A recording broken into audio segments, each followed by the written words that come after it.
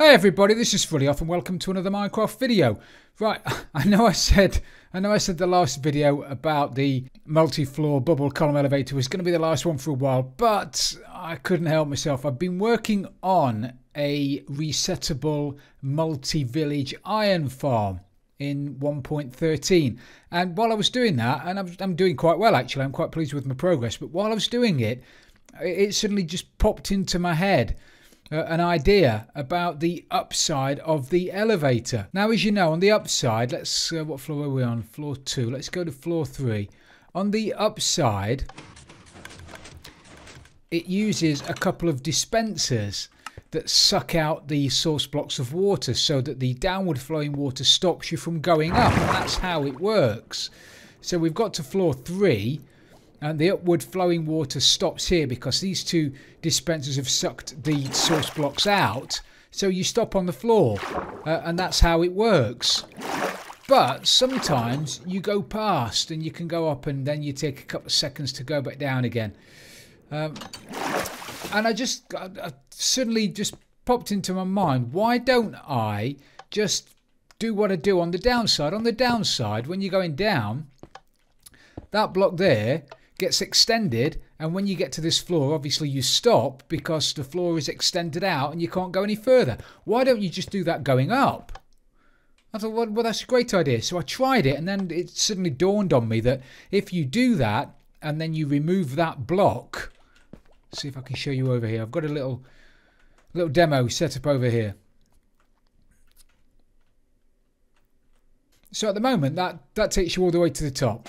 As we've seen this a few times before, all the way to the top. Everybody's happy. If we were to suck the water out using those two dispensers, like that, you see the bubbles stop going up, and you stop at that floor, which I've just demonstrated on the main build over there. So you stop at the floor, perfect. I mean, there's nothing wrong with that. But I thought about what would happen. Put the water back in again. What would happen if you put a source block of water, a solid block there pushed in by a piston? That would also stop you going up, wouldn't it? Bingo. Stops you, out you come. Fabulous. But then what happens when you withdraw that block using a piston?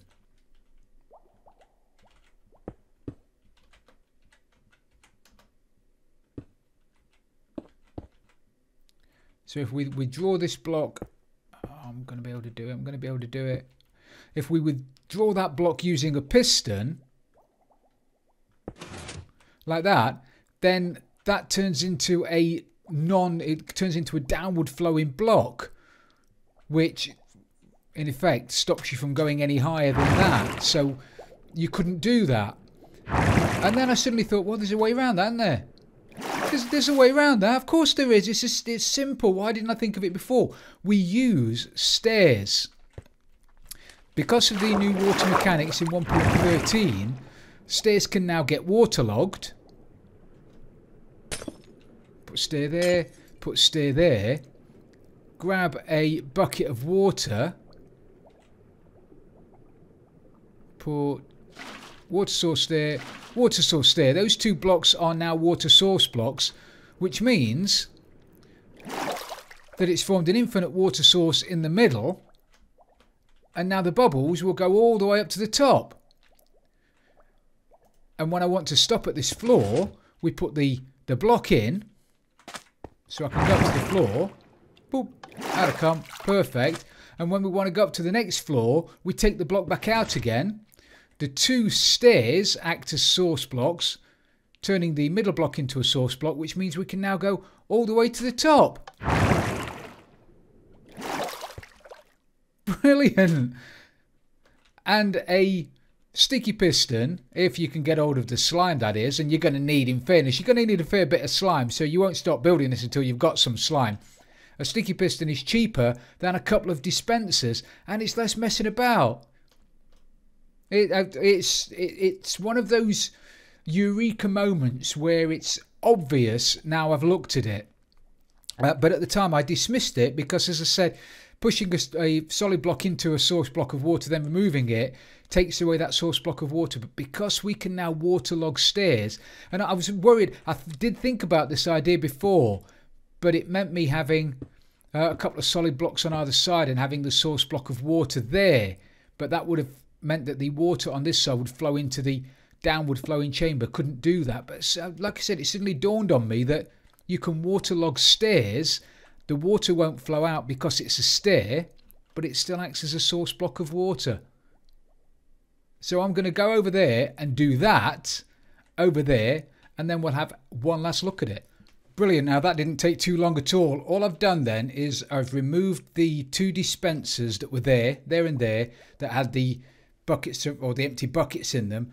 I've replaced those, removed the repeater that was there, and I've just put in a sticky piston with a block on the other side of it. I've used glass for the time being, but you don't have to use glass. You use whatever you like, obviously.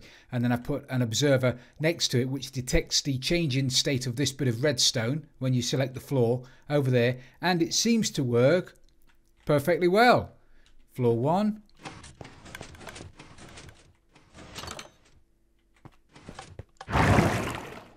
Floor 1. And you see there's no bobbing up and down when you get there. So if I want to go to floor 6, with the other system, you got to floor 6 and you just went a little bit past it. With this one, you're up to floor 6 and you stop. And you're out. It's a little bit quicker and it's a little bit cheaper. And that's just got to be a good thing, isn't it? So, hopefully, for a short while, I might not bore you with this again. But for the time being, I'm quite pleased with it. Anyway, that's enough from me for a little while, at least. So thank you very much for watching. Thank you very much for all your comments and everything else. Hopefully I'm not boring you too much with this, but I am finding it really interesting and learning quite a lot about redstone in doing so. So hope you enjoyed it. If you have, please don't forget to leave it a like, and if you've really loved it, don't forget to subscribe for future videos. This is Frilioth, and I'm out of here.